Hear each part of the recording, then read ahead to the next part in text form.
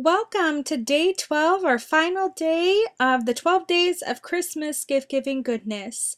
Here I'm showing you the small, medium, and large glassine bags that you can find in my Etsy shop that we're going to use for some packaging. Here is an atlas that I'm going to be wrapping up one of my sister's gifts with, and this is just a little tip that you can use anything that you want, an old book, sheet music, this atlas to wrap up your gifts. Here I have a paper tray ink box that their stamps come in, and they normally have a topper at the top telling what stamp and who created it. And we're going to be taking 12-inch paper by 2-inch paper to cover the top.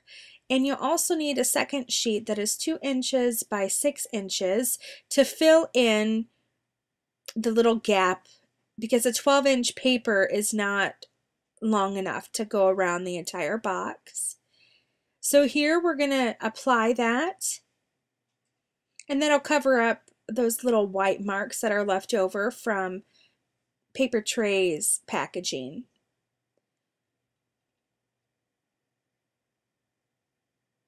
And I scored at 2 inches, 3 inches, and then 8.5 and 9.5.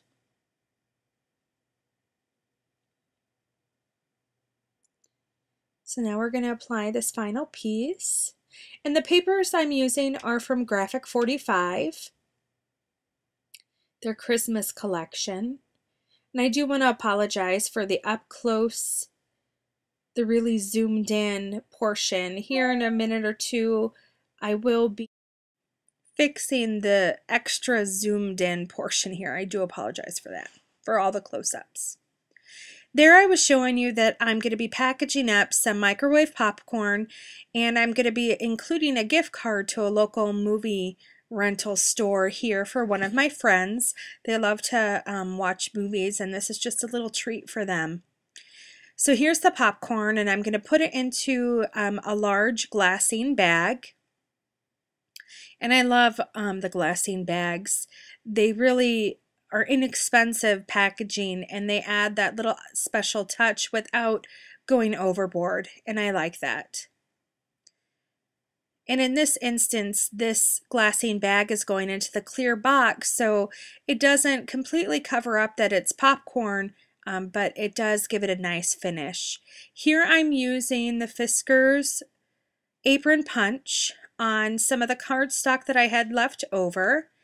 And I'm going to be using the opposite side of the pattern paper from Graphic 45 to make a topper.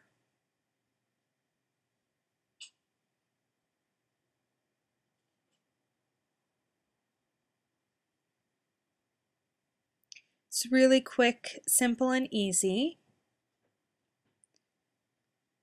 I'm just cutting off a little extra piece there. Now I'm taking 4 pieces of the chocolate baker's twine that you can also find in my Etsy shop. And this just gives it a little bit of a finished look. Because the box is clear, like I was mentioning before, I'm not going to be wrapping that again, because that's what we're doing now. So the glassine bag, helps give the popcorn a finished look. And then we're going to be decorating the outside of the box here in a few minutes. And I just think it makes for quick, simple, and pretty packaging.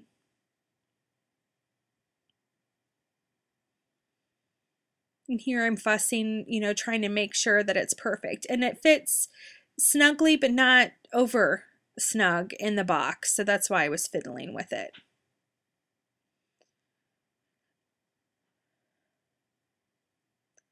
And then I'm showing here that I want to put a doily. It wouldn't be something of mine without a paper doily. And then I am using Distress inks on the doily like you've seen me do before. So there's a doily, that adorable Santa, more Graphic 45 paper, more of the chocolate baker's twine. There's one of my dictionary flowers, and that's on another video. I have a paper tray ink die, and it's the ticket die, and I cut some out and distressed it with Vintage Photo and wrote with white gel pen Merry Christmas. Here's the graphic 45 paper. I just love those old-fashioned Santas. And I took some more vintage photo and just distressed the edges, and that's a 2.5-inch circle. And I distressed the edges of the doily as well, just really lightly.